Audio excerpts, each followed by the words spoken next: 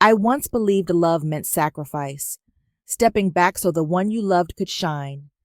But as I sat alone in a biopsy room, hands numb, my name misspelled on the chart, I realized if I died, I would vanish from my own story. St. Matthew's was hushed in solemn grace, stained glass bleeding late morning light onto mahogany pews, the scent of lilies thick in the air like held breath. I stood behind the pulpit, palms slightly damp around the folded paper I had rewritten 3 times that morning. My father, the Honorable Judge Robert Jameson Wilkinson, was lying in the casket behind me, and every word I spoke had to carry the weight of who he was and who I had once hoped to become under his shadow. My father taught me, I began, voice steady, that the law was never about power, but about responsibility. That silence could be louder than rage if anchored by truth. That's when my phone vibrated, not once, but twice. I shouldn't have looked. I told myself that later, more times than I care to admit. But grief makes you crave distraction, any excuse to look away from pain dressed in a black suit. I glanced down. The screen lit up. Richard Harrington. Subject line, please review and sign. There was an attachment. My breath hitched. Time slowed, not the way it does in movies where glass shatters in slow motion, but in that hollow, nauseating way when your body knows before your mind catches up. My thumb hovered, then tapped. A PDF opened, my full name in bold. Petition for dissolution of marriage. Filed, signed, time-stamped, 7:42 a.m., the morning of my father's funeral. No note, no, I'm sorry, no conversation, just finality, dressed in Helvetica, like a contract termination. I blinked once, twice. I could hear the words I'd written continuing from my mouth, like muscle memory. He believed justice wasn't loud. It was consistent. Dignity, he said, wasn't performative. I folded the paper slowly, placed it on the podium with care. My fingers were trembling, but my voice didn't crack. I looked out across the congregation, colleagues, senators, clerks, former students, and found Richard seated in the second row, 2 pews back from my mother. He was wearing a blue tie, his courtroom tie. He didn't blink. He nodded once, as if this moment was business, as if ending our 15-year marriage, after I'd ghostwritten his first opening argument, after I'd sacrificed 2 judicial clerkships to raise our daughter while he made partner, was a scheduled transaction on his calendar. I didn't cry. I smiled. Not for him, not for them, for me, because I knew something Richard didn't. This was not the end. Not of my grief, not of my name, and certainly not of my story. A small fissure had formed somewhere inside me, silent, precise, like pressure building beneath glass. Let him think I'd stay composed. Let him believe I'd fade gracefully, like an old portrait on a forgotten wall. But I wasn't his wife anymore. I was my father's daughter, and he had always taught me, justice does not scream. It waits, and then it strikes. They used to call me the rising star of constitutional law. I had argued before the Supreme Court at 34. I had drafted executive orders from the West Wing desk, while my father, Robert Wilkinson, presided over the federal bench 2 blocks away. For a brief moment, it felt like we were part of a legacy written in granite. Justice passed down like bloodline, ethics etched into our bones. But then I married Richard. It wasn't a surrender. Not at first. It was love. Or what I thought was love. That kind of fire-breathing brilliance that doesn't warn you when it turns to smoke. He was dazzling in court, magnetic at dinner parties, ruthless in ambition. And I, for all my victories, let myself believe that love meant stepping back, letting him shine. The first time I declined a judicial clerkship, it was because the timing wasn't right. The second time, I was pregnant. By the third, Richard had been promoted to senior partner and told me, You're too good for someone else's bench anyway. You could build the system, not serve it. I laughed then, not because it was funny, but because I wanted to believe he saw me, the real me, the woman who once told her law school dean she'd change the way precedent was written. Instead, I built him, quietly, thoroughly. I fixed his memos, coached him through cross-examinations, smoothed over his recklessness with donors and clients and press. I was the shadow behind the man the press called a courtroom predator with a scholar's charm. My father saw through it. He never said a word, not one critique, not one disapproving glance. But there was something about the way his hand lingered on mine whenever I visited, as if he knew I was shrinking, as if he wished I'd stop. Then came the breast cancer scare. I didn't tell Richard. He was too focused on a merger trial. I went alone, sat in a pale blue robe in a freezing room with my name misspelled on the chart, and I realized something unbearable. If I died, I would disappear, not just from the world, but from my own story. And still, I stayed, because women like my grandmother, Judge Lillian Monroe, had been burned at stakes far higher, because love, I told myself, was compromise, because grief hadn't hit me yet, not like it would. But when my father died, and I saw my name listed as surviving daughter, not legal mind or judicial nominee, something snapped. And then Richard handed me that PDF in the middle of my eulogy. That's when I knew. I hadn't stepped back out of love. I had been erased, and erasure is a quiet kind of death. But I was raised by judges, by women who fought in silence and still stood tall. So I did what they would have done. I started taking notes. It wasn't the divorce that stunned me. Not really. It was the architecture of it, the precision, the cruelty tucked into spreadsheets. 2 days after the funeral, my inbox began to fill, not with condolences, but with notifications, account transitions, property reassessments, a revised prenuptial agreement, amended without my signature months ago. I checked the timestamps. He'd started planning this separation almost a year earlier. While I sat by my father's hospital bed, Richard had been liquidating joint assets, transferring intellectual property from our shared consulting firm to a shell entity I'd never heard of. He'd even moved the deed to the Vermont house into a trust under his sister's name. By the time I noticed, it wasn't a marriage ending. It was an extraction. I was being erased, not just emotionally, but on paper. And then came the headline, Harrington to represent Argonix in landmark federal data privacy case. I stared at it on my phone, standing in line at my neighborhood coffee shop like it was any other Tuesday. My stomach sank. Argonix, the tech monolith with hands in every device, accused of selling user data to offshore surveillance networks. The case was poised to reshape digital privacy law for decades, and Richard was the face of their defense. Of course he was. He'd always had a talent for charming the indefensible. I was halfway through the article when my phone rang. It was an unknown number. Washington, D.C., I answered. The voice on the other end was clipped, official.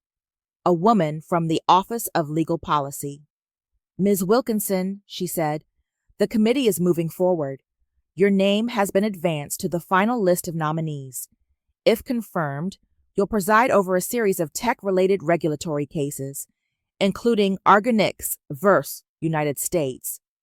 I stood there, flat-footed on a coffee shop floor, holding a half-read headline and a boiling truth. I wasn't just Richard's soon-to-be ex-wife. I was the judge who might decide the outcome of the case that would make or break his career. Fate has a sense of irony that borders on biblical. He'd spent a year dismantling my world, preparing to walk away with every piece that had once had my fingerprints on it. And in his arrogance, he'd overlooked the one lever he couldn't control, me. I thanked the woman calmly, asked for the next steps, hung up, and for the first time since my father died, I let myself smile, not in spite, not in triumph, but in quiet recognition of a balance shifting back into place. This wasn't rage. It wasn't vengeance. It was alignment. And Richard? He'd built his empire like a man convinced the ground beneath him would never shake. But I had just found the fault line. I didn't scream. I didn't text him back. I didn't show up at his office with accusations or demands. Instead, I opened the box. It was stored on the highest shelf of my father's study, behind a row of bound legal opinions and law review journals no one had touched in years.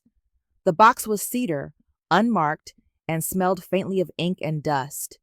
Inside, wrapped in a faded silk handkerchief, was the fountain pen. Ivory barrel, gold nib, engraved initials, LMW, Lillian Monroe Wilkinson, my grandmother, the first woman appointed to the Massachusetts Supreme Judicial Court. She'd used that pen to sign civil rights rulings that once got her death threats. My father used it to sign his acceptance to the federal bench, and now it was mine. I cradled it like an heirloom and sat at the dining room table, the one still cluttered with condolence cards and untouched casseroles. Then I opened the blank ethics disclosure form and began to write. Every stroke of the pen felt like memory braided into ink. My conflicts of interest, my former affiliations, my connection to Richard, all listed with methodical honesty, but not one line surrendered my strength. That night, I also wrote a list, not legal, not official, just for me. Richard's shell companies, asset transfers to his sister's name, unreported stock options in Argonix, campaign donations routed through third parties. I knew the shape of corruption. I'd studied it, taught it, litigated against it, and I recognized it now, in my own marriage, disguised as strategy. But I wouldn't fight him with fury. I'd fight him with structure. The next morning, I called Judith Abrams. She didn't ask why. She just said, "I'll clear my afternoon." Judith had been a sharp thorn in the side of more than one federal prosecutor. Her style was surgical, calm, lethal, meticulous. She'd once cross-examined a congressman into an ethics resignation in under 6 minutes. "I want everything," I told her. "I want to see every account, every backdoor deal, every inch of how he's tried to erase me." She nodded once. "Good. You're late to the war, but not too late to win." Together, we began assembling the file. It wasn't just about the divorce. It was about the architecture of deceit, about setting a precedent, about not letting someone like Richard believe he could hollow a woman out and walk away with her bones. In the meantime, I didn't tell anyone about the nomination. Not my mother, not my colleagues. I wore grief like armor and silence like a blade. Richard had played his move like a man with no opponent. He had no idea I was just beginning my opening statement. The hearing room was colder than I remembered. Dark paneled walls, fluorescent lights that somehow flattened everything, even the faces of the senators arranged in a semicircle like they were about to deliver a verdict, not a vote. I'd been here before, years ago, briefing constitutional questions behind closed doors. But this was different. This time, I was the one on record, the one under oath. The chairwoman leaned into her mic. "Ms. Wilkinson, before we proceed, we must address a potential conflict of interest. It's come to our attention that your former spouse is currently representing Argonix Technologies, a party in a case scheduled to appear before the federal court in your circuit." I didn't blink. "Yes," I said evenly. "I'm aware. And if confirmed, would you recuse yourself?" I folded my hands slowly, the pen resting between them. Her pen, my grandmother's, ivory and gold, shining under the cheap overhead lights like it didn't belong in a room this sterile. "I would follow all ethics protocols to the letter," I said. "If the case comes before me, and if the facts meet the standard for recusal, I will do so." "But not automatically?" another senator asked, eyebrow raised. "No," I replied, "because automatic recusal assumes bias, and I refuse to let personal history define my professional integrity. There was a pause, the kind that swells with unspoken things: history, gender, legacy. I knew what they saw: a woman who had once shared a home, a bed, a name with a man now entangled in legal warfare. I also knew what they didn't see: the nights I ghostwrote his legal strategy memos, the speeches I edited, the hands I shook in his name, and the moment he decided to dismantle me. But I wasn't here for vindication. I was here for validation, and that had to be earned. Later that evening, a headline hit the wires: Nominee Eleanor Wilkinson withheld financial ties to Argonix case. It cited anonymous sources and leaked financial documents. I didn't need a forensic analyst to know who planted it. Richard had always used perception as his weapon of choice. The courtroom was secondary. Optics were where he won. But this time, I was ahead. 2 days before the hearing, I'd submitted a sealed addendum to the Judicial Ethics Committee. A full portfolio, every donation traced, every transaction flagged, every shell company named, all connected to Richard, all documented. None of it sourced from bitterness, just truth, laid bare with surgical precision. I didn't need to retaliate. I just needed the truth to walk in before me. That morning, as the committee chair read the closing notes into record, her voice carried a slight, unmistakable shift in tone: deference. The committee finds no basis for recusal beyond standard disclosure, she said. Ms. Wilkinson has demonstrated transparency and professional rigor in her responses. They didn't applaud. This wasn't that kind of room, but I could feel it, the axis shifting. I stood, gathered my papers, and nodded once. No smile, just a quiet resolve that echoed louder than anything Richard could have staged. He had tried to control the narrative, but I had rewritten the script. He called 3 times the night before the final vote. I didn't pick up. The voicemails were measured at first, tones of concern cloaked in civility. Eleanor, we don't need to let this get bureaucratic. We can keep it clean. I know you. You know me. By the 3rd message, the mask was cracking. You don't understand the political cost. This isn't just about us. But it was. It had always been. That morning, I walked through the marble halls of the Hart Senate office building in a navy suit my mother once told me made me look too serious, perfect. I wanted to look like consequence. Inside the chamber, the chairs were full. The press benches brimmed with lenses and murmurs. Across the aisle, Richard stood by the side exit, just out of range of official seating. He looked smaller without his courtroom swagger, his tie too bright, his face too tight around the mouth. When our eyes met, he gave me a slight nod, as if any of this was still negotiable, as if we were still speaking the same language. I turned back to the dais. The chairwoman cleared her throat and adjusted her glasses.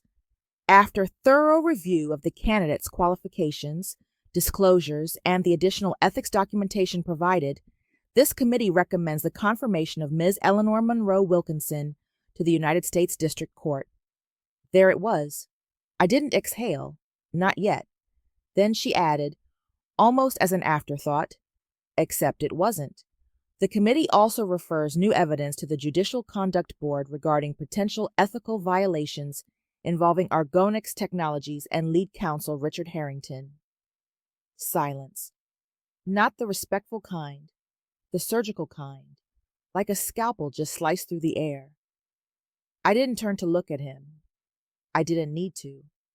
I could feel the shift behind me, the scraping of chairs, the flash of cameras catching the exact moment the predator realized the trap was his own. A clerk passed me the confirmation document. I reached into my briefcase, pulled out my grandmother's ivory pen, and signed with a hand that no longer trembled. It was over, not in fire, not in fury, but in form. Outside the chamber, I passed Richard in the corridor. He moved toward me, desperation flickering in his voice like static. Eleanor, please. This doesn't have to go public. Let's just talk. I stopped, looked him in the eye, not as a woman he once owned, not as the lawyer he underestimated, but as something he never saw coming. I didn't answer. I didn't have to. I turned and walked into the hallway of flashing bulbs, my signature still drying. And behind me, I left the man who had tried to erase me, watching the world take me seriously for the first time without his name beside mine. He had bet on my silence, but he forgot what silence can become in the hands of someone raised to wield it like law. The judge's chambers smelled faintly of sandalwood and old books. The sunlight spilled across the polished wood desk like it belonged there. Warm, steady, unapologetic. On the surface, a single manila envelope rested, thick with finality. The official appointment confirmation. My judicial oath had been signed, recorded, archived. But there was one document left, the sealed divorce decree. I opened it slowly, hands calm, no longer trembling with the tremors of grief or disbelief. Each page felt weightless now, like something long overdue, finally returned to its rightful owner. I uncapped the ivory pen. It still wrote smooth and sure, like it had for 3 generations before me. I remembered watching my father use it to sign a landmark desegregation ruling. My grandmother used it to sign her retirement letter after 40 years on the bench, her hands shaking from Parkinson's, but her gaze still unwavering. And now, I used it to sign away the last legal remnant of a man who had once convinced me that love meant invisibility. The pen didn't falter. Neither did I. No grand statement, no final insult, just ink, silent and permanent. Let him crumble on his own terms. Let the ethics board unravel him thread by thread, the way he once unstitched me behind closed doors and polite dinners. I wouldn't touch him. I didn't need to. He'd spent years constructing a life that looked powerful from the outside, but was hollow, precarious, stitched together with charm and coercion. It would collapse the way all hollow things do, from within. And me? I returned to court, not as a supporting figure, not as a wife in the shadows, but as a federal judge. I still remember the feel of the gavel in my hand that first morning, heavier than I expected, weighted, not just with authority, but with everything it had taken to reach that seat. I stood behind the bench, robed and composed, and looked out at the room, at counsel, at litigants, at history waiting to be written again. No one here knew what I had endured. They didn't need to. All they needed to know was that I was the one presiding, that the silence they heard wasn't emptiness, it was control. That day, a young attorney stood to argue her first motion. Her voice trembled on the opening line. I remembered that feeling. I gave her a nod, steady, encouraging, quietly powerful. Afterward, as the courtroom emptied, I stayed seated for a moment longer. I thought of Richard, of what he might be doing now, of the articles, of the investigation, of the future he tried to claim, now slipping out of reach. And then I thought of my father, of my grandmother, of their voices, their values, their inked legacies. I didn't need to destroy anything. I just had to become what they raised me to be. And I had. There's a stillness and power that no thunder can match. Not in the way people think of it. Not loud, not brutal, not desperate, but deliberate, composed, unshakable. That's what I felt as I walked alone through the courthouse corridor that afternoon. The marble echoed beneath my heels, the portraits of past judges lining the walls like silent witnesses to my becoming. Each step was quiet, certain, mine. In the reflection of the glass doors, I caught a glimpse of myself, not as I had been, not as Richard had framed me, but as I was now, a woman carved from legacy, sharpened by betrayal, tempered by silence. I thought of the pen again, ivory and gold, worn smooth by 3 generations of hands that refused to beg for a seat at the table. Women who didn't raise their voices because they didn't need to, because they built the room. My grandmother had once been told to speak softer on the bench. My father had taught me that integrity didn't waver, even when no one was watching. And now I had written my chapter in ink, just as indelible as theirs, not by shouting, not by vengeance, but by presence. So I stepped into my chambers, closed the door gently behind me, and let the world keep spinning. I didn't check the headlines. I didn't wonder if Richard had finally realized the cost of his arrogance. That was no longer my concern. He had played his game, and I had simply chosen not to play. I chose legacy. I chose law. I chose myself. And as I set the pen back into its velvet-lined case, its tip still dark from my signature, I finally said the words aloud, just once, to the quiet room that had borne witness to everything. I didn't need to scream to be heard. I signed in silence, just like the women before me, and let the truth speak louder than vengeance. Then I exhaled, and everything that had once been broken felt whole again. Some lessons don't come with fury. They arrive in silence. Mine was this.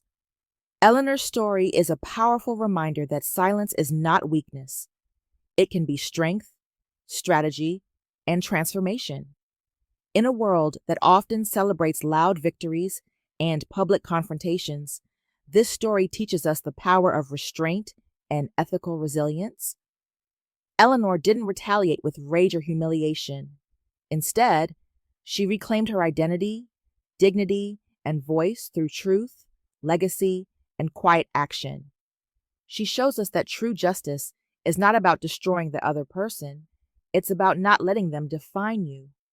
Even in the face of betrayal, erasure, and systemic manipulation, she chose presence over performance. By honoring her family's legacy, standing in integrity, and refusing to stoop to her husband's tactics, she rewrote the narrative on her own terms. This story speaks deeply to anyone who has ever been undervalued, sidelined, or erased. It reminds us that revenge doesn't have to be loud to be effective. Sometimes, the most powerful comeback is to rebuild your life so completely, so silently, that the world can't ignore you anymore. In the end, Eleanor didn't need to scream. She signed in silence, and the truth spoke louder than any vengeance ever could. Thank you for staying with me through this journey, through silence, betrayal, and quiet redemption. If this story spoke to something deep inside you, you're not alone. Sometimes, the most powerful voice is the one that rises after being erased. If you felt something, please like, share, or leave a comment. Your voice matters, and stories like this are meant to be heard. Subscribe for more true-to-heart revenge stories told not with rage, but with resolve.